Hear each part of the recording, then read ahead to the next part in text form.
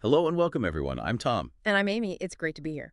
Today, like every Thursday, we're diving into the topic of people who are important to the world. We'll take a closer look at the rich life story of Leonardo da Vinci. Ah, Leonardo. Exactly. For centuries, his name, well, it's just been synonymous with genius, hasn't it? The ultimate Renaissance man. Painter, scientist, inventor, you name it. He really embodies that whole era of incredible creativity and curiosity. But when you look at the sources for this deep dive, historical accounts, biographies, even some modern thinking, it gets, well, more complicated. It really does. I mean, his genius, absolutely undeniable. Nobody questions that. But the records also show this other side, this constant, almost painful struggle to actually finish things. Right, the unfinished project. Exactly. He was actually known for it back then. People called it fickleness of temperament, a lack of perseverance. He'd start these amazing things, masterpieces, scientific studies, inventions, and just leave them hanging. So that's the paradox we want to unpack today, right? How could someone be so incredibly brilliant, so creative, yet find it so hard to see things through? That's the core question. What was going on there? Okay, let's dig in. This variable and unstable nature, as Vasari put it, where do we first see that popping up? Was it there from the start? It seems like it, yeah. Giorgio Vasari, his first biographer, wrote about his childhood. Said Leonardo would enthusiastically start learning lots of things and then just abandon them. Even as a kid. Apparently so. Vasari called his mind variable and unstable. So right from the beginning, you have this sense of a mind buzzing with ideas, exploring everything, but maybe not settling long enough to, complete the task at hand. Okay, so it wasn't just a phase. Then at 14, he starts this really important apprenticeship with Andrea del Verrocchio in Florence. Right, Verrocchio's workshop. Florence was buzzing then, the absolute center of the Renaissance. So what did he actually learn there? And did that structured environment help with the finishing problem? He learned an incredible amount. I mean, the technical skills were vast. Drawing, painting, sculpture, sure, but also mechanics, carpentry, metalwork, drafting, chemistry. Verrocchio's workshop was like a high-tech lab for its time. Wow. But even there, the scientists say he lacked his master's rapid power of execution and organizational skills. Verrocchio was efficient. He got things done. Leonardo, well, he was already showing signs of getting lost in the details, wasn't he? Prioritizing that deep dive over just getting the thing finished. That's fascinating. So even with a master like Verrocchio, that tendency was there. Then, 1478, he gets his first big independent job, that altarpiece for the Chapel of San Bernardo. Yes. And he even got paid up front. Right. 25 florins. What was that like back then? Was that a big deal? Oh, 25 florins was a lot of money in 15th century Florence. Yeah. Seriously significant. Enough to live on for months, maybe a year. It showed real faith in him. So this should have been his launch pad. It really should have. Yeah. But, well, he never delivered it. The altarpiece just never got finished. And that pattern, that unreliability, it really hurt his early career in Florence. He didn't achieve much success there as an independent painter because of it. He actually stayed in Verrocchio's workshop way longer than usual. So the brilliance was obvious, but the follow-through was already a problem. It's kind of painful. And then he leaves Florence for Milan, but not exactly as a painter, right? Yeah, that's the thing. Lorenzo de' Medici apparently sent him to Ludovico Sforza, the future duke, more as a musician, bringing this fancy silver lyre shaped like a horse's head. As a musician. It's pretty striking. I mean, think about Raphael by the same age. Raphael had cranked out over 80 paintings, including major Vatican stuff. Leonardo is struggling to finish commissions. It suggests his reputation in Florence wasn't maybe what he hoped. Okay, so he moves to Milan around 1482. New city, powerful new patron in Sforza. Did things change? Did he buckle down, or did the pattern just continue? Well, unfortunately for his patrons, it pretty much continued. He'd blow them away with his initial ideas, these incredibly ambitious projects. His mind was just dazzling. You can imagine. But then came the execution part. He just couldn't quite earn their trust for actually delivering on time. Take the Sforza horse, that massive bronze statue. The Grand Cavallo. That's the one. Meant to be the biggest equestrian statue ever. He spent years on studies, made this incredible life-size clay model, but the final bronze casting never happened. Okay, the bronze got used for cannons because of war, but even before that, the Duke himself was apparently questioning if Leonardo could actually pull it off. So the Duke was having doubts. Yeah, wondering if he should maybe get someone else. There was this constant tension. admiration for the genius, but total frustration with the delays. Wow. And we have that eyewitness account from Matteo Bandello watching him paint the Last Supper. What did Bandello see? Bandello's description is just classic Leonardo, apparently. He talks about the fickleness of temperament and chaotic organizational skills. Chaotic. Yeah. He said Leonardo would sometimes paint like a maniac, dawn till dusk, totally absorbed.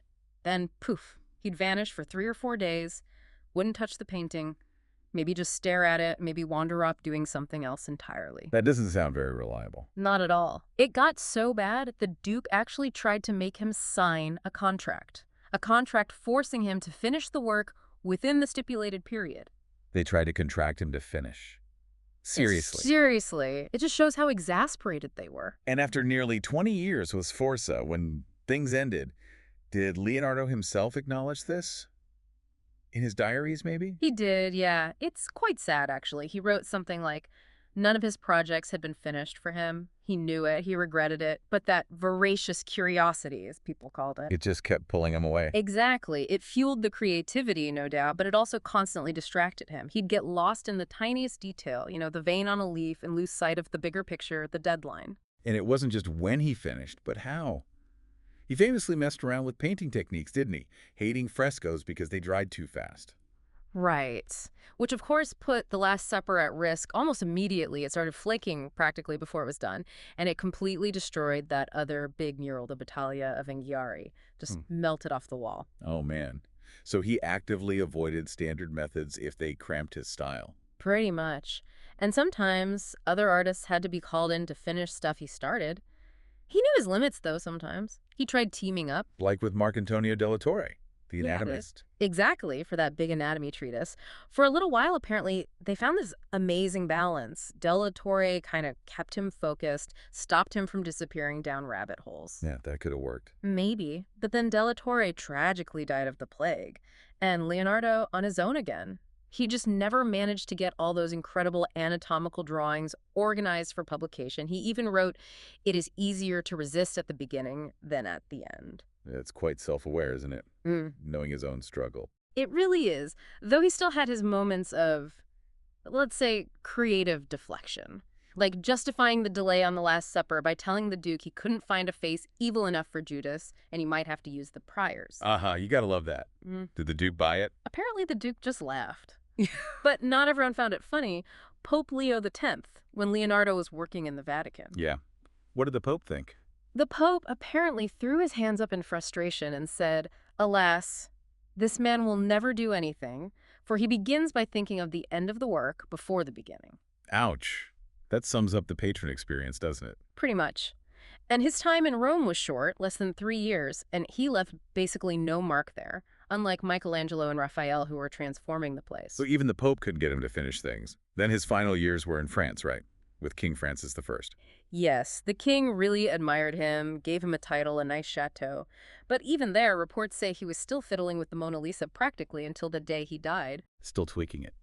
So, looking back, how did people at the time really see him? Was he this misunderstood visionary or... Historians argue, well, not exactly. They saw the brilliance, of course, but they also saw an artist who constantly let clients down because he lacked discipline.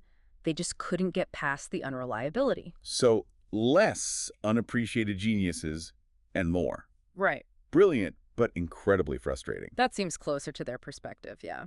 His talent was obvious, but the inability to deliver was this constant shadow. He often ended up doing things like organizing court parties instead of getting the huge commissions you'd expect. Some of his amazing engineering ideas were dismissed as unrealistic, maybe because people just didn't think he'd ever actually build them. Okay, so that's the historical view. But fast forward to today. We've been wrestling with this paradox for centuries. Is there maybe a modern way to understand this, a different lens? Well, that's where it gets really interesting, Tom. Modern neuropsychiatry has started looking at Leonardo through a new lens. There's a hypothesis, explored in some serious academic journals. Could Leonardo da Vinci have had ADHD, attention deficit and hyperactivity disorder? ADHD. Wow. That's not what you typically associate with someone capable of such intense focus, like when painting. What's the evidence? Well, think about the core characteristics of ADHD as we understand it now. Continuous procrastination, trouble completing tasks, mind-wandering, restlessness. That does sound familiar from what we've been discussing. Exactly. And the historical accounts strongly support these traits in Leonardo. Crucially, it seems to have been there since childhood, which is a key diagnostic point. He was always described as being on the go, jumping from one thing to another. The variable and unstable mind Vasari mentioned. Precisely. Reports suggest he slept very little, worked constantly but erratically. His notebooks are practically a map of an ADHD mind, aren't they? Brilliant ideas scattered everywhere, connections being made, but lots of threads left dangling. It sounds exhausting, honestly. Yeah. And mostly like a disadvantage, causing all those unfinished works. Yeah. But are there any potential upsides to thinking like that? Absolutely. And this is where the paradox steepens. When channeled, some ADHD traits can be real assets, that mind wandering. It can fuel incredible creativity, making connections others miss, that restlessness. It can drive novelty seeking, exploration. Which sounds very Leonardo. It does, and there's more indirect evidence too. He was left-handed, which is statistically more common in neurodevelopmental conditions. And get this, he had a stroke late in life affecting his left brain hemisphere. Okay. But his language skills remained intact, which strongly suggests his brain had language centered in the right hemisphere. Which is unusual. Very unusual, less than 5% of people. Yeah. And that kind of atypical brain organization, along with possible dyslexia suggested by his mirror writing and spelling quirks, points towards neurodiversity? And does that link to his artistic skills? Potentially, yes. Some studies link things like left-handedness and dyslexia with superior visual spatial skills, visual memory, mental imagery. All things Leonardo had in abundance, right? Think about him using pareidolia, seeing faces in clouds or stains to spark ideas. That's visual pattern finding on overdrive. So the very wiring that might have made him struggle to finish things could also have been the source of his unique genius. Exactly. It's a double-edged sword. His incredible, wandering mind generated the ideas, but that same quality made it hard to stick to one path and complete the task. Which clearly impacted his career, leaving him short of money sometimes or in minor roles. Yes, it definitely had negative consequences for him professionally, but, despite his own frustrations about the unfinished work, and he did express regret in his notebooks, he just kept going, kept exploring, kept learning, driven by that relentless curiosity. And let's be clear, he still accomplished an unbelievable amount. Mona Lisa, The Last Supper, those thousands of pages of notes and drawings, more than most people could dream of. But it does leave you wondering, doesn't it? A final thought maybe for you, the listener. What if he had managed to finish more? To publish those anatomy findings, build those machines, what impact might that have had? And maybe closer to home, what can Leonardo's story, his resilience, despite these challenges, teach us about managing our own strengths and weaknesses in today's distracting world? Thank you for your attention. You can subscribe to our podcast if you like it. See you next time.